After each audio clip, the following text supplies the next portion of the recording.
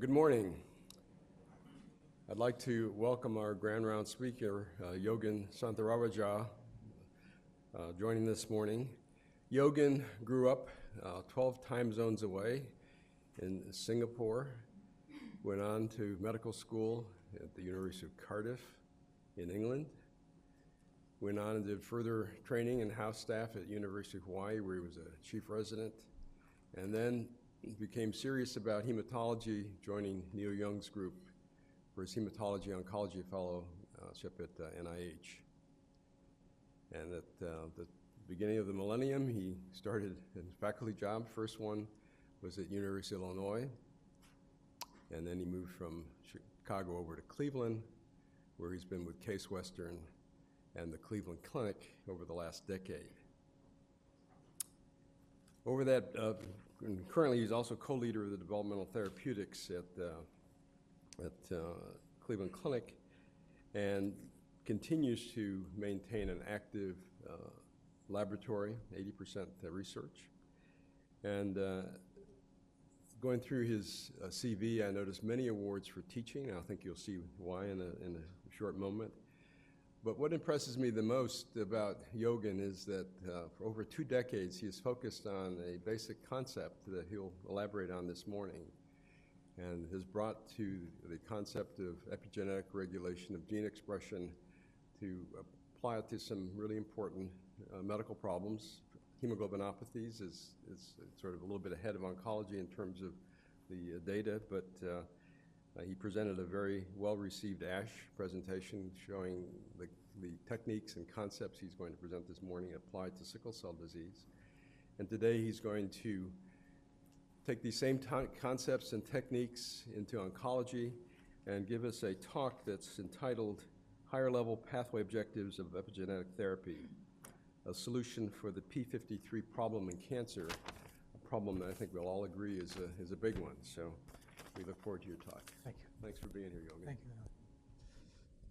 So thank you so much, Elliot, for a lovely visit, and thank you everyone for coming. So these are my disclosures, and this is the agenda today. So we will briefly recap the problems that our patients and we face every day in the clinic and the hospital, and then we're going to examine some of the solutions. We will see that, wrong button. We will see that some of these solutions, actually we can go back a long way and notice that even the earliest investigators knew the way forward. And then we will talk about the specific molecular mechanisms that we're trying to address and translate into therapy. So the problems that we all face. So the only disseminated malignancies, so the only non-resectable cancers that we are routinely curing today are the same cancers that we were curing 30 years ago. So some myeloid, some lymphoid, and essentially one disseminated solid tumor malignancy, which is the germ cell malignancies like testicular cancer. So an obvious question is, why is it, with all the cancers that we deal with, we're able to reliably cure these disseminated malignancies, but not all the others? And hopefully I can show you a potential answer to that question. And obviously, there's been a massive sea change in the oncology landscape in the past couple of years. But it's important to, even though these are clearly massive advances, they're still only benefiting a minority of our patients. And there's still a number of cancers where these drugs are not making a lot of headway. So the second problem is, even when we are curing disseminated malignancies, we exact a terrible toll in toxicity.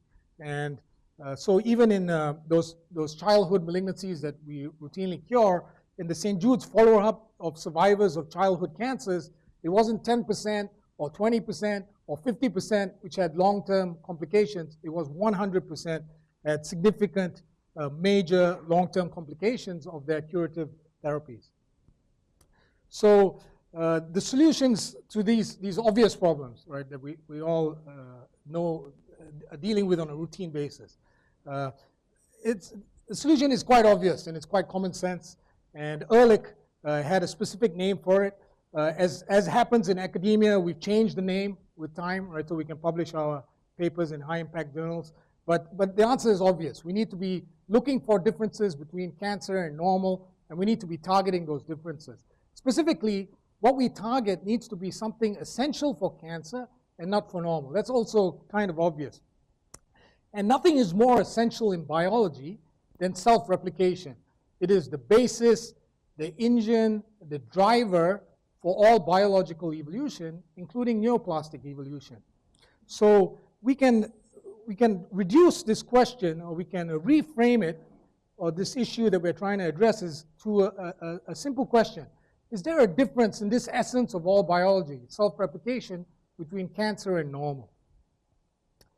And we can again go back into history for a clue as to a possible difference in this essence.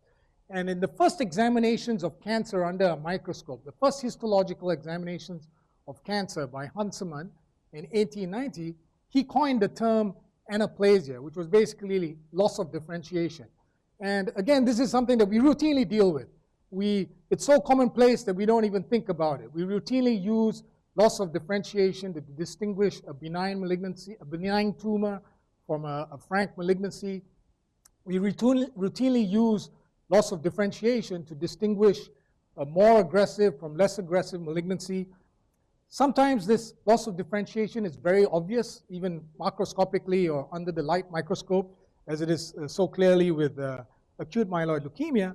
Sometimes it's not so obvious. For example, with grade 1 well-differentiated hepatocellular carcinomas, they don't look so clearly deranged compared to normal liver tissue.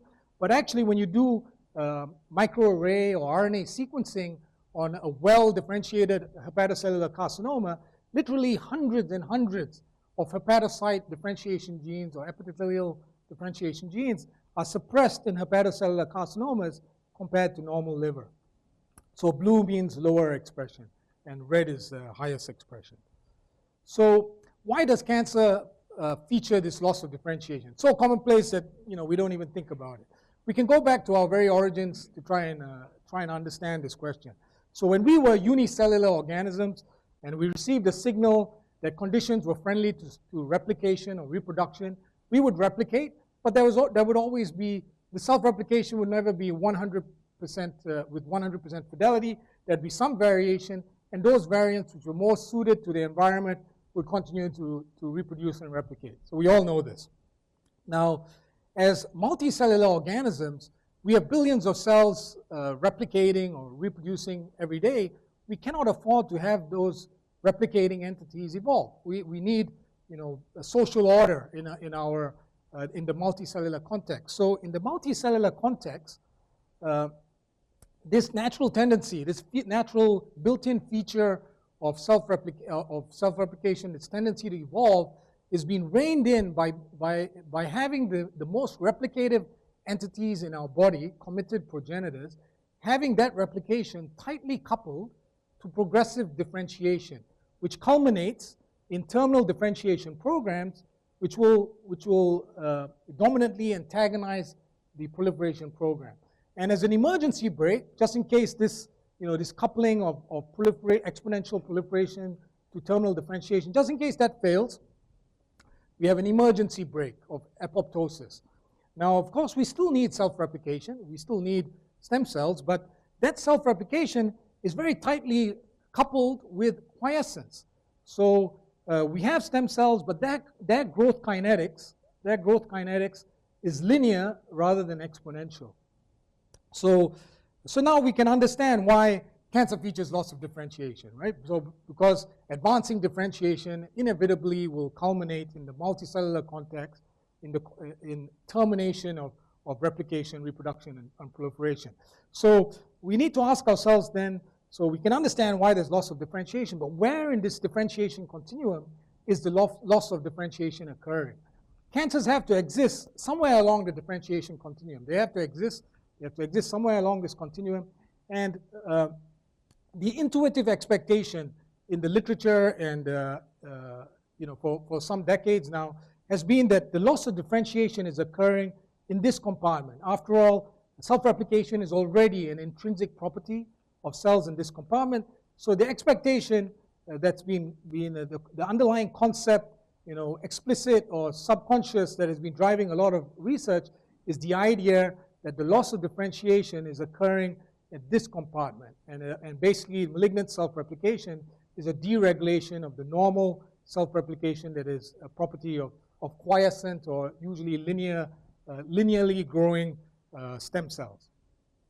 So to answer this question, therefore, for us to truly understand exactly where in the differentiation continuum malignant self-replication is occurring, it's useful to examine functionally deterministic biology. So on average, the cells in our bodies express about 150 transcription factors, but a mere handful of those 150 transcription factors in an average cell are true generals or commanders. They govern the other tens or hundreds of transcription factors to regulate thousands of genes and dictate cell fate.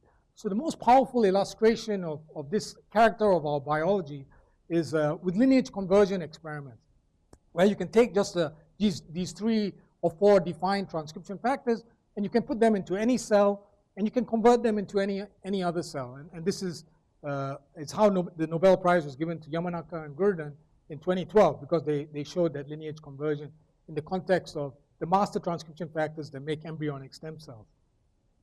And the master transcription factors that govern the various stages of hematopoiesis, the various lineages, the stem cell compartment in hematopoiesis, they are especially well characterized.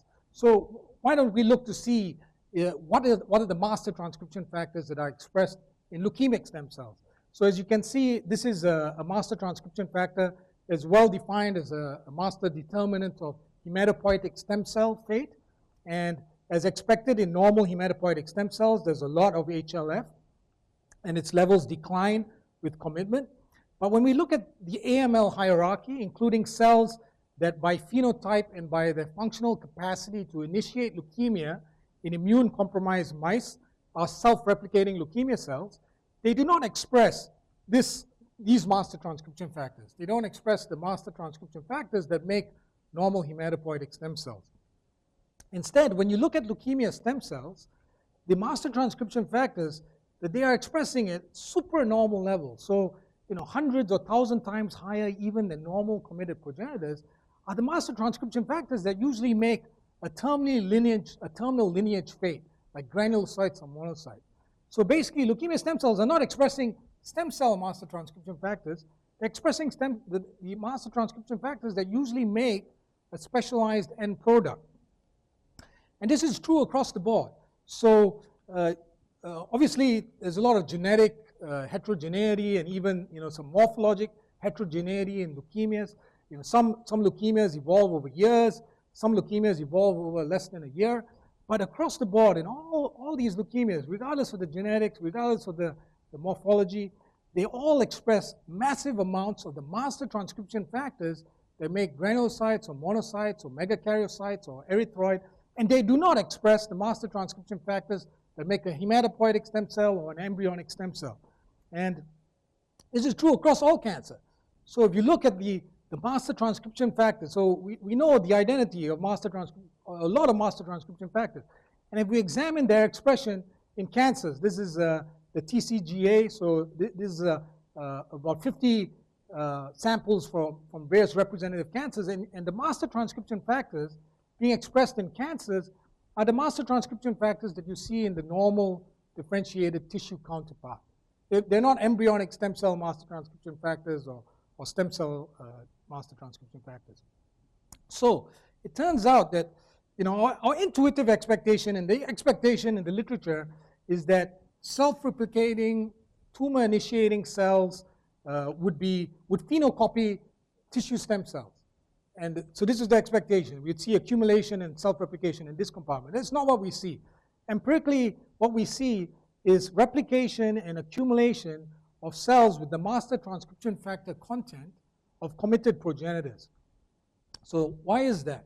So it's these master transcription factors that make a committed progenitors, the ones that we just saw are supernormally expressed in self-replicating cancer cells. These master transcription factors cooperate with MYC to drive exponential growth. The cell divisions are occurring every day or every 2 days. The master transcription factors in the stem cell compartment do not cooperate with MYC because our evolution has mandated that self-replication should be a very controlled and quiescent process. They don't cooperate with MYC. And these master transcription factors over here, they antagonize MYC. So given that cancer has to exist somewhere along a differentiation continuum, it seems like logically cancer has selected to stall the advances along this continuum at the most proliferative stage of this continuum, which is in committed progenitors. So cancer self-replication, counter to the intuitive expectation, is not gain of function of normal stem cell self-replication. It is loss of function in committed progenitors. And so normal and malignant self-replication are biologically distinct. They're two, at this fundamental level of the master transcription factors, the governors of cell fate. The malignant self-replication is fundamentally distinct from normal self-replication. So how does this occur? How do cancers defy those massive amounts of Q.1 or CBP alpha that usually powerfully dictate the formation of a granulocyte or monocyte? So how is it that that leukemia cell that we see under the microscope is that primitive looking blast, even though it's stuffed to the gills with CBP alpha and Q.1 that usually make a granulocyte or a monocyte? So this actually is how. So those master transcription factors, the way in which they govern cell fate, the way in which they regulate, through the purview of downstream transcription factors as well, thousands of genes to dictate cell fate, is they recruit a massive co-regulatory machinery, probably 150 proteins or more, containing SWI/SNP factors and splicing factors and cohesins and trithorax family members and mediator and so on and so forth. And what's happening in cancer is that one of these master transcription factors is mutated or removed so that it's haploinsufficient. The cancer cannot completely remove these master transcription factors because it has to exist. So it tweaks this circuit. It doesn't eliminate it. So one master transcription factor or one allele of a master transcription factor or some of these co-activators are inactivated. And the consequence of the disruption on this side of the equation is unbalanced activity of the opposing co-regulatory apparatus, which creates the chromatin to suppress rather than activate hundreds of proliferation terminating differentiation genes. So let's look at some specific examples of this. So the master transcription factors that make a hepatocyte are very well characterized. It's GATA4, FOXA1. And so as you would expect, these guys cooperate to turn on hundreds of hepatocyte genes. And the single most common chromosomal structural loss in hepatocellular carcinoma, occurring in 50 to 60% of hepatocellular carcinomas, is deletion of the short arm of chromosome 8p.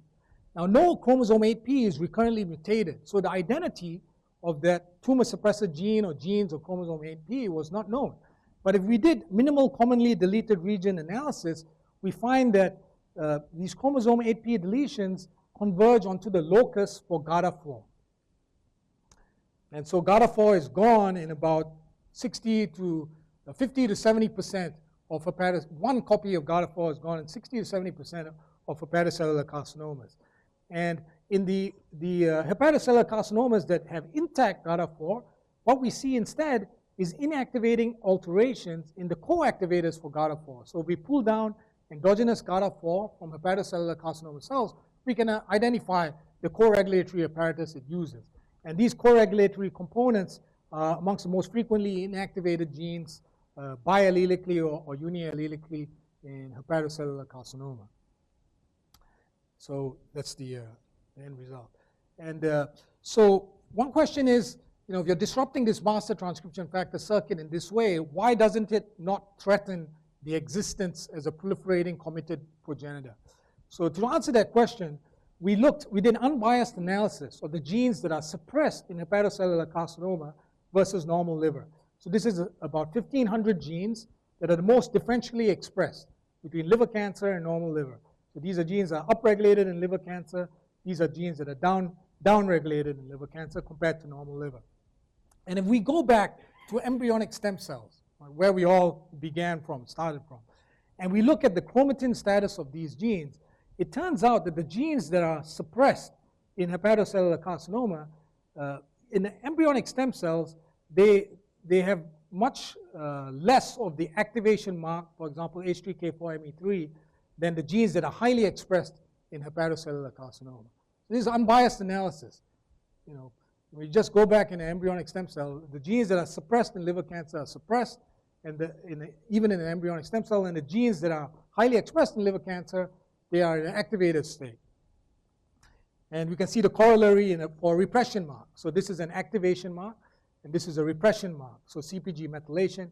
And so the genes that are highly expressed in liver cancer, they are genes that are suppressed in liver cancer are highly repressed to begin with in embryonic stem cells, and the genes that are activated in liver cancer are open in embryonic stem cells. So basically, cancer is exploiting a difference in the baseline chromatin state of proliferation versus commitment genes. These are primed and ready to go in an embryonic stem cell. The whole purpose of an embryonic stem cell is to grow, to proliferate, and to commit towards various lineages. So those programs are already accessible. They're already chromatin remodeled. They're primed and poised and ready to go. Whereas the terminal differentiation program, you cannot afford to turn it on immediately. So those genes, that program begins in a repressed state, and it needs extensive remodeling. These methylation marks need to be removed in order for those genes to be turned on. So we suspect that there's this baseline difference. Well, we can see there's a baseline difference in the chromatin landscape that interacts with the loss in the co-activators or the disruption of the co-activating machinery to produce selective repression of terminal differentiation program. So let's look at another example, renal cell carcinoma. So renal cell carcinomas are stuffed to the gills with the master transcription factors that usually make terminal renal epithelial differentiation fate. So for example, PAX8 and PAX2. And yet, obviously, they're not terminally differentiating. And if we pull down endogenous PAX8 from renal cell cancer cells, we can again identify the co-regulatorome of this master transcription factor circuit. And if we look at the co-activators in this circuit and their genetic status, these co-activators are universally inactivated in renal cell carcinoma, whereas the co-repressors, on the other hand, tend to be amplified. So the blue and the black indicate inactivating events like deletions and inactivating mutation, and the red indicates amplifying or gene gain events. And again, you know, there's this loss of co-activators interacts with the baseline difference in the epigenetic landscape. So if we look at MYC target genes and if we look at commitment genes and we examine their chromatin status in embryonic stem cells, the ultimate baseline, proliferation genes and MYC genes, they're wide open. They don't have any methylation marks. They're ready to go. Whereas epithelial differentiation genes, they're wrapped up tight. They need to be remodeled. So when you lose a co-activator, perhaps this explains why you selectively repress these guys without compromising the ability of that cancer to exist and to proliferate. So another question, of course, is, so I've indicated that cancer is a transformation of committed progenitors. Yet we know, obviously, that first hits and genetic alterations that are implicated in oncogenesis, they can originate in the germline or they can originate in stem cell.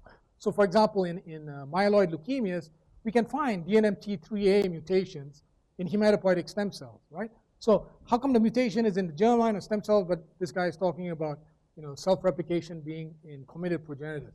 So to answer that question, we looked at RUNX1 haploinsufficiency. So inactivating mutations in RUNX1 are the single most common identified cause of familial acute myeloid leukemias. So these mutations are in the germline. So they're in every cell in that patient's body, yet those patients are only getting acute myeloid leukemia. And if we took RUNX1 haploinsufficient hematopoietic stem cells from mice, and we cultured them in conditions that would promote commitment and differentiation, we found that these cells had absolutely no problem committing. So they would repress stem cell associated genes like Hox genes. They would activate normally. So these are the RUNX1 haploinsufficient cells. These are wild type hematopoietic stem cells. They would commit normally. So they would upregulate the master transcription factor driver of granulocyte fate, CBP alpha, just normally, just like the wild type cells. But when it came to progressive differentiation after commitment, that's where you would see a dramatic difference. So the RUNX1 deficient cells were unable to activate CBP epsilon, which is the master transcription factor for terminal granulocyte lineage phase. So they could commit, but they couldn't complete the differentiation process after commitment. And this is CBP epsilon at the protein level. And so how is that happening? So it turns out that RUNX1 usually cooperates with the master transcription factors like PU.1 or RUNX1 to regulate this dynamic exchange of the co-activator versus the co-repressor machinery. So remember, these master transcription factors, they can recruit that massive complex that will turn on genes, and there's the opposing massive complex that turns off genes. And if we pull down PU.1, a master transcription factor driver of terminal myeloid lineage fate, from control cells, and we look for co-activators, we'll find tons of co-activators. So this is in the RUNX1 wild-type context. You see co-activators like SMARCA4 and NCOA5. But if we pull down PU.1 from a RUNX1 haploinsufficient context, so this is the context of leukemogenesis, we don't see co-activators. Instead, what we see is massive amounts of co-repressors. And we can even identify biochemically the portion of RUNX1 that cooperates with PU.1 and CBP alpha. It's the C terminus. So the C terminus of RUNX1 occludes the co-repressor interacting domains of PU.1.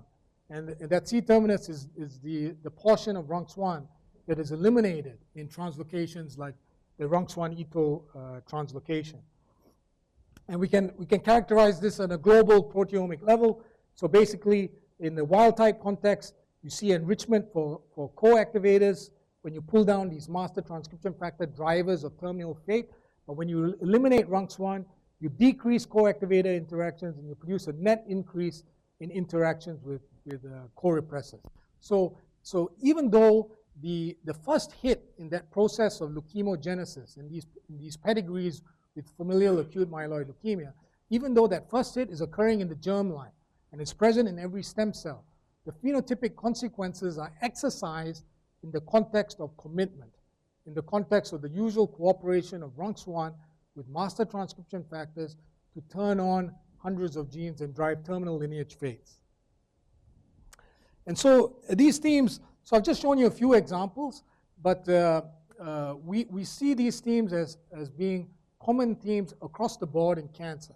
So this is TCGA pan-cancer data. This is more than 6,000 cancers of every shape and form.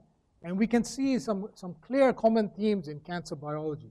So the master transcription factors that regulate apoptosis, so P53, the gene for P53, TP53, and its key cofactor, CDKN2A, they are biallelically eliminated in about 80% of cancers.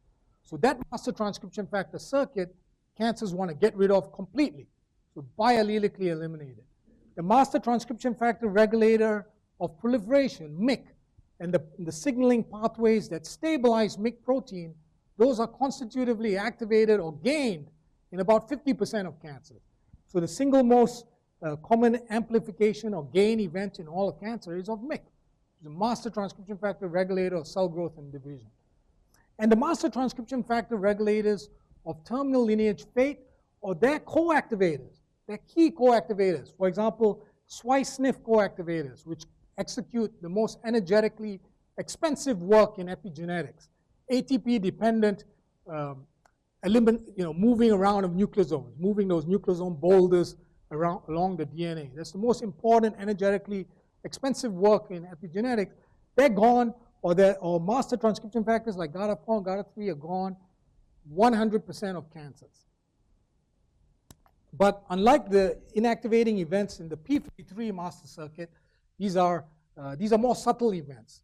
So the reason that in the literature these events are missed is because these are haploinsufficient events. You don't eliminate both copies of GATA4, they eliminate one copy of GATA4. They eliminate one copy of GATA3. Or they eliminate the co-activators. Often the co-activator elimination is biallelic. So how can we translate these observations to therapy? So it's worth recapping a basic principle that all of you know, but it's worth reiterating this principle. So we often use warlike terms when we talk about cancer. So we refer to radiation as burning, we refer to chemotherapy as poison, we say war, we say fight, we say kill. But it's worth remembering that even though these things, these treatments had their origins in war, right? They're not war. They're actually trying to talk to a cancer cell. They're trying to negotiate with a cancer cell, which is intimately admixed with all those normal cells that you cannot kill. And they were trying to persuade that cancer cell to execute a physiologic outcome. And the best way of illustrating this is with this kind of experiment. So this is the NCI 60 panel of cancer cell lines exposed to a clinically relevant dose of radiation in the test tube. So those cancer cells can't run, they can't hide. Every single one of these cancer cells is being exposed to the radiation. And even then, many of these cancers just continue to thrive. They're not being destroyed. So if our radiation, if our chemotherapy was truly like shooting a cancer cell in the head, if it was war or it was cooking, we would have 0% survival of the cancer. So even our most warlike treatments are trying to engage physiology. So what's that physiology that radiation and chemotherapy is trying to engage? So these are various stressors that our cells might encounter in the day-to-day business. And if they and the appropriate response to such stressors is to turn on apoptosis, right? To try and to pause cell cycle progression, try and repair, and if you cannot repair, to commit suicide in an orderly way. So all these drugs that we use, 95% probably of the drugs and the radiation that we use in the clinic is trying to turn on this particular physiologic pathway, apoptosis. So we're trying to mimic with our drugs these various physiologic stressors. Those various inputs converge onto this core circuit, the output of which is an increase in the levels of p53 protein, which is then going to activate all the effectors for the phenomena that together we call apoptosis. So now for cancers that are going to encounter stressors just as part of their existence and cannot be a cancer if they're going to commit suicide every time they encounter that stress, the metabolic stress, running out of a blood supply, et cetera, the most efficient way to eliminate this program or this outcome that is needed if they're going to continue to evolve and be a cancer that's killing our patient is to interdict this core circuit, right? Everything converges onto this core circuit. So indeed, the single most frequent genetic alterations in cancer are in this circuit. So loss of p53, loss of p16, amplifications of MDM2 and MDM4. And this, of course, has clinical implications. So let's look at those clinical implications. So this, again, is TCGA data, more than 5,000 cancer specimens. And this is overall survival, stratified by whether they've lost p53 or p16, CDKN2A, or both. And as you can see, not only are these the most frequent genetic alterations in cancer, they're also the most prognostically dire genetic alterations in cancer. And it's not just at this sort of analysis. Remember that original, the first slide I showed, the cancers that we routinely cure today, the same that we were curing 30, 40 years ago, testicular cancer, pediatric ALL. It turns out they are completely atypical in that p53 is not mutated, is not inactivated. p16 is not deleted. And if in a testicular cancer p53 is deleted or mutated, then that testicular cancer becomes a refractory relapse. In the minority of pediatric ALL, which has p53 mutations, those kids are incurable. And all those cancers that are routinely incurable, their baseline state is to have very high rates of p53 and p16 abnormality. So this is a fundamental biology underlying so much of what we encounter and don't really think about so much in the clinic. Okay, so instead of trying to turn on a master transcription factor circuit that is not even there, it's non-functional, it's non-existent, and yet we're trying to turn it on. That's a physiologic program that we're trying to turn on. Instead of doing that, can we use the master transcription factors that are there? And this would be harkening back to another one of our predecessors. And in fact, we do have an example of this, and that is acute promyelocytic leukemia. So acute promyelocytic leukemia, like all leukemia, is stuffed to the gills with the master transcription factors that usually would drive terminal lineage fate, CBP alpha, PU.1, But the reason that fate is not being produced is because of the translocation that increases the avidity of that transcription factor complex, the retinoic acid receptor RXR heterodimer, for the co-repressors that turn off rather than turn on hundreds of genes. And it turns out that if we give pharmacologic doses of ATRA, we can overcome that increased avidity for the co-repressors that is produced by the PML translocation, and we can restore the activation of hundreds of differentiation genes, and that leukemia cell will resume its journey. It will resume the fate that actually it's supposed to execute based on its master transcription factor content. And with just 2 drugs that basically do this. So arsenic does the same thing by causing the proteosomic degradation of PML-RAR alpha, again to restore the differentiation program that the master transcription factors in that cell want to execute.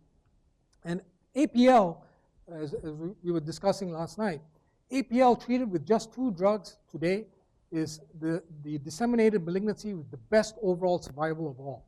It has got better overall survival than pediatric ALL treated with 5 drugs, and with none of the toxicities that every patient with pediatric ALL will sooner or later experience. So unfortunately, the PML-RAR translocation is unique to APL. All right, so retinoic acid, the idea that we can now use retinoic acid and give it to other cancers and induce differentiation is scientifically irrational. There's a very specific reason the retinoic acid works for PML-RAR alpha. But at the end of the day, the way in which it is working is by altering that balance of co-repressors and co-activators in the differentiation driving circuit. The genetic alterations in cancer are trying very hard to tilt that balance towards co-repressors. And so what we are trying to do should be to tilt that balance away from co-repressors back towards co-activators. So we can't use ATRA, but what we could do instead is directly inhibit those co-repressors pharmacologically. And if you do so, we should see the same thing that you see with ATRA in the context of APL. And if you inhibit co-repressors in a normal committed progenitor, all it will do, it will continue to differentiate. Its master transcription factors want it to differentiate, so it executes that It's already resolved to turn on hundreds of genes and become a granulocyte or monocyte. And if you inhibit the co-repressors in a stem cell, its master transcription factors want to turn on a stem cell program. It's already resolved to do that. So when you inhibit the co-repressors, it just makes more stem cells. And we can actually see this experimentally. So if we take normal hematopoietic stem cells and we treat them with a co-repressor inhibiting drug, decitabine to inhibit or deplete DNMT1, which is a major co-repressor, these cells will continue to grow. The normal cells will look primitive. So they're not being eliminated, they're growing. They kind of retain their primitive character that you can see even morphologically. So they'll retain their primitive character. In fact, I have a patent for using this strategy to expand stem cells ex vivo for transplant. And if we treat leukemia cells with exactly the same treatment, exactly the same concentrations, doses, timings, etc., you will eliminate them. And you eliminate them by terminal differentiation. It is not by apoptosis. And so we can see that at a molecular level. So these non-cytotoxic DNMT1 depleting concentrations of a drug on a P53, P16 null leukemia cell line will upregulate the master transcription factors of terminal differentiation, like CBP epsilon, and the mediators of cell cycle exit by differentiation, like P27. And so these cells are resistant to cytarabine at an equimolar concentration because they don't have P53, they don't have P16. But they will stop growing with this non-cytotoxic concentration of a co-repressor inhibiting drug that is not killing any normal progenitors or normal stem cells.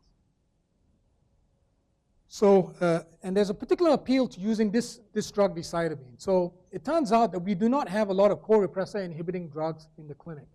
We have decitabine and 5-azacitidine that deplete the co-repressor DNMT1. We have histone deacylase inhibitors, but histone deacylase inhibitors, it's very hard to separate cytotoxicity from epigenetics because histone deacylases, they perform pleiotropic cellular functions outside of the nucleus, outside of epigenetics. And so the best drugs for trying to translate this kind of science at the moment are, there's only 2, there's decitabine and 5-azacitidine. So decitabine in particular is interesting. It's almost a natural product. So this is the cytidine. It's the only change compared to the natural C that goes into our DNA, or the natural deoxycytidine, is a single change in one atom. So the carbon that's usually here at position 5 of the pyrimidine ring is a nitrogen. When DNMT1 comes along and tries to methylate what it thinks it's a carbon, it is covalently bound, and then it's subsequently proteasomically degraded. So even low nanomolar, 5 nanomolar of decitabine is sufficient to completely deplete DNMT1 protein temporarily from a dividing cell. And because the sugar of decitabine is natural, because it's unmodified, it can incorporate into DNA to do this without terminating DNA chain elongation and without killing cells. So an equimolar concentration of decitabine can be non-cytotoxic. So cytarabine, another deoxycytidine analog, causes massive cell death in normal cord blood cells at this concentration. Decitabine does not. Now, if you give too much decitabine, you will cause cytotoxicity, mostly through its uridine degradation products and misincorporation of uridine degradation products into DNA.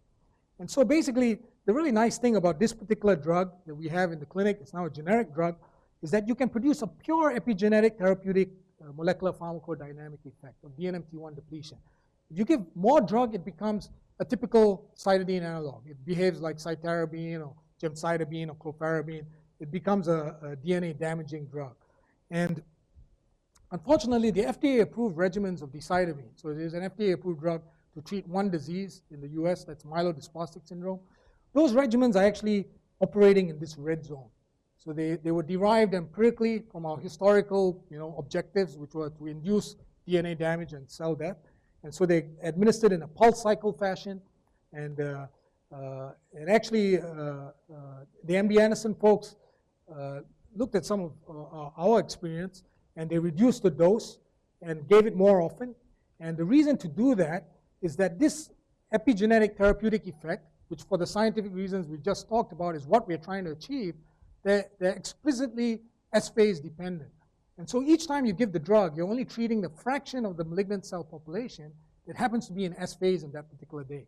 So the sad thing about giving the drug in this way is that you're doing overkill. It's way more than you actually need to kill any cancer cells, and you're only still going to kill the cancer cells that happen to go into S-phase on that particular day. But because you're now in the red zone, you're going to be killing a lot of normal cells. And then you're not treating any cancer that happens to divide on this day or next week or the week after that, and so on and so forth. So we took the MD Anderson experiment and took it to its logical conclusion. So we reduced the doses all the way down into the green zone. So we explicitly worked to identify doses that were non-cytotoxic and depleted DNMT1, and we administered those doses much more frequently to patients with myelodysplastic syndrome. This was the proof of principle in mice. So when we used non-cytotoxic decitabine, we could produce massive improvements in PDX models of leukemia compared to conventional cytarabine. And so we did a clinical trial with NIH support, and it was a small trial. It was a proof of concept, NIH-sponsored clinical trial. But we were treating a lot of sick patients, older patients, refractory relapse patients, and it was very well tolerated. So basically, the only adverse events we saw were related to baseline neutropenia. The overall response rate, meaningful response rate, was 44%. These are blood counts over a year, and so you can see that we were producing very meaningful improvements in platelets and hemoglobin, and these improvements were sustained over a year. The freedom from transfusion durations were very good. 5 subjects were treated for more than 3 years, and I was telling Elliot last night, one subject from this trial is still on therapy. She started therapy at the age of 84, platelet transfusion dependent. She has been transfusion free for 7 years. She is now approaching 91 years of age. And this speaks to how well tolerated and non-toxic this treatment regimen is as well. So by the way, she's not cured. So she runs a little bit anemic, like 10 plus on the hemoglobin. Platelet counts are 50 plus.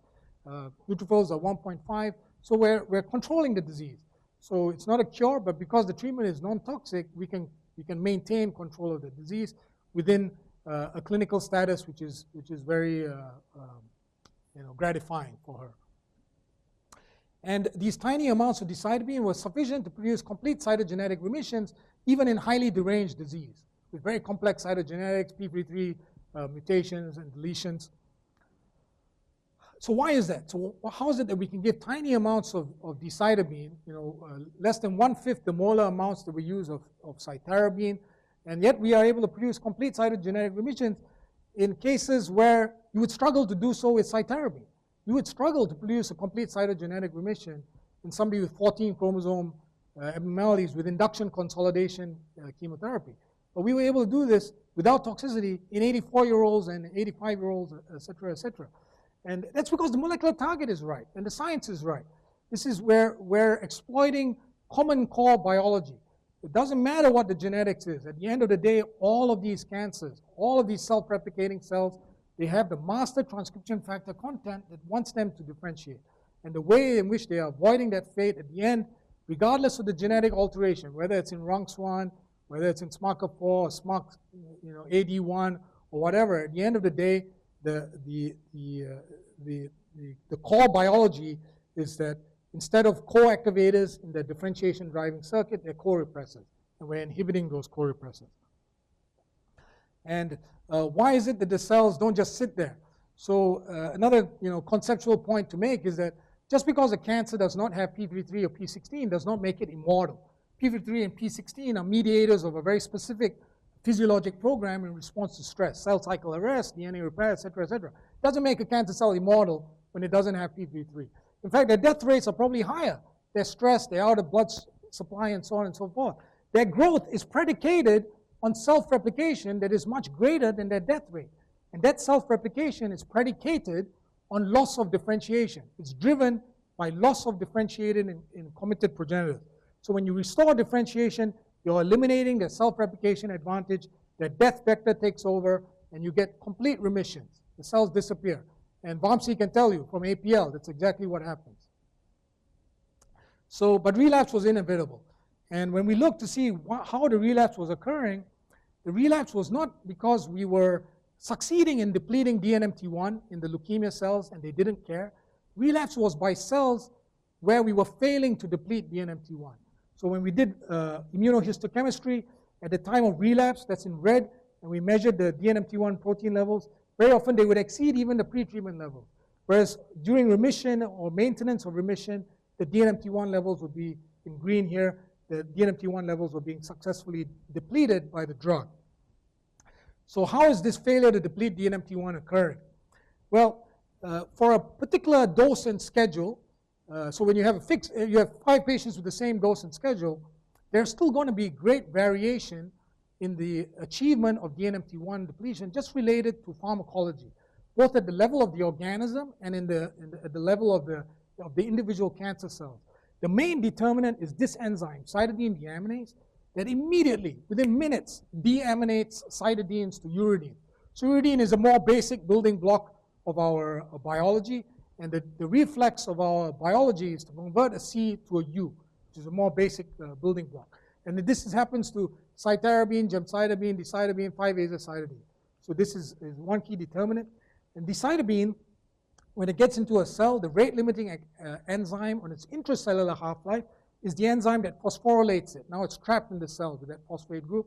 And for 5-azacitidine, it's a different enzyme, because 5-azacitidine is a ribose. So it's phosphorylated by uridine cytidine kinase. And when we look at these patients at the time of relapse, the patients who are relapsing on decitabine, basically we've selected for cells that have upregulated cytidine deaminase and that have switched from BCK to using UCK2 for pyrimidine salvage. So we basically selected through so Darwinian effects, cells that instead of salvaging C in the form of a deoxy, which would cause that cell to uptake decitabine, they salvage C in the form of RNA. And when patients relapsing on 5-aza, they do the opposite.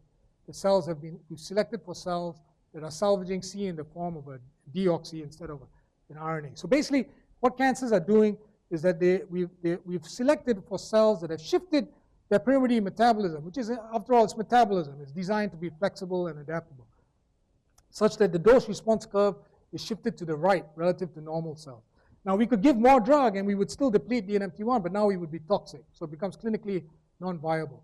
So by understanding that this is how this shift is occurring, perhaps we can rationally shift it back in the cancer cells, and actually we can do that. And let me just quickly show you how we can do that. We can combine an inhibitor of cytidine deaminase with lower doses of the drug decitabine. And if we do that, we can extend survival considerably in murine models of aggressive human leukemia, so PDX models.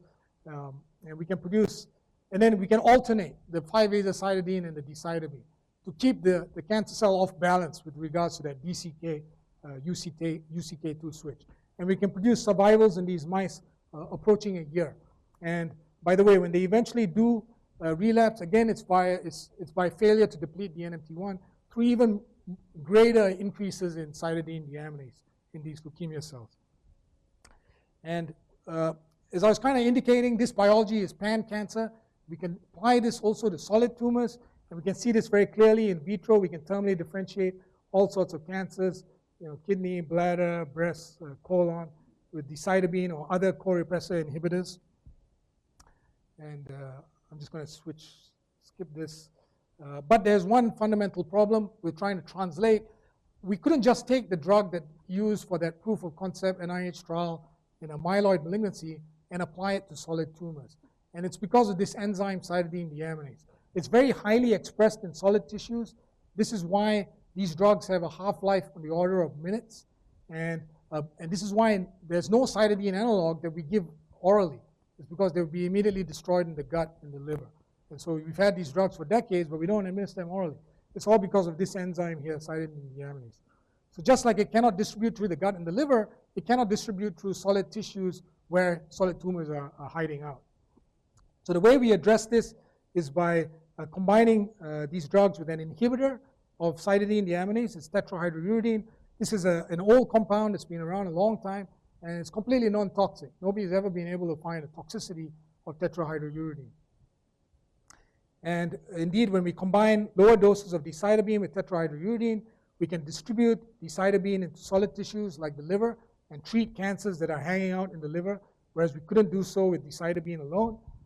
And this is the phase 1 PK showing that we could give tiny amounts of oral decitabine, almost homeopathic amounts, and we could measure it in the plasma for many hours. And we could produce molecular pharmacodynamic effect in peripheral blood mononuclear cells sustained for weeks and weeks. So with the FDA-approved regimens of decitabine, you can produce a temporary decrease in the NMT1 that's less than what we see here. We can produce temporary decreases in line 1 methylation, less than what you see here, for a few days. Whereas by doing this approach with the oral drug, we can sustain that depletion week after week after week.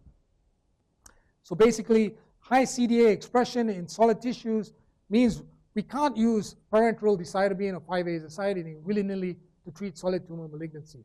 And if you say, hey, I'm just going to give more drug, you're going to produce cytotoxic levels in the bone marrow to produce still trivial distribution into solid tissue.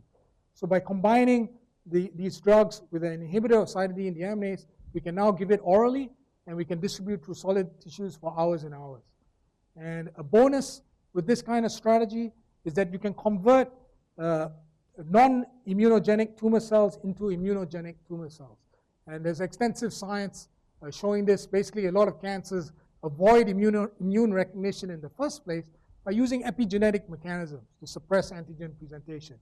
And so there are actually more than 35 clinical trials combining co-repressor inhibitors with immune checkpoint blockade. So my main critique is these are mostly solid tumor trials, and fundamentally they have not addressed the pharmacology of these drugs. You cannot give decitabine intravenously, subcutaneously, and expect to produce meaningful pharmacodynamic effect in a solid tissue. And so we have a number of solid tumor trials with the oral form of the drug, which does distribute into solid tissue. That's why it's orally bioavailable. So in conclusion, obviously, we know cancer is diverse, right? We hear about that now every day, precision oncology. But in all that buzz around, trying to find the differences, we're forgetting that actually there's more that is common. Just like there's more that's common to all of us despite all our superficial differences, right? So you can focus on the differences, but it's probably actually much more useful to focus on the cause. And those causes are self-evident. You can see for yourself in the TCGA data. And basically, the master transcription factor circuits that drive cell growth and division are amplified, they're stabilized. The master transcription factor circuit that causes apoptosis is eliminated biallelically in 80% of cancers. And 100% of cancers, they have to tweak the master transcription factor circuits that drive terminal differentiation, because you cannot terminally differentiate and be a replicating cancer. And the way they achieve it is by tweaking that circuit. So it's more subtle. It's not the biallelic inactivation or the 7 copies of MYC that you see in some cancers. It's one loss of one allele of GATA4, one allele of GATA3, one allele of RUNX1, etc., etc. And this nature and biology, this common nature of cancer, is an opportunity for treatments that target the self-replication of cancer, but not normal. We aren't really doing this. This is not something that we have thoroughly explored or executed in the clinic. We have basically one drug that has the possibility of translating the science at the moment. And if we have more drugs and we optimize the pharmacology of our existing drugs, my hope is that we can start to produce the kind of outcomes that Vamsi is producing when he treats APL with ATRA and arsenic. Biologically, APL is fundamentally the same as all these other cancers. It's not going to respond to ATRA, but the theme of inhibiting co-repressors is the way to go, the way of the future. That's it. Thank you very much.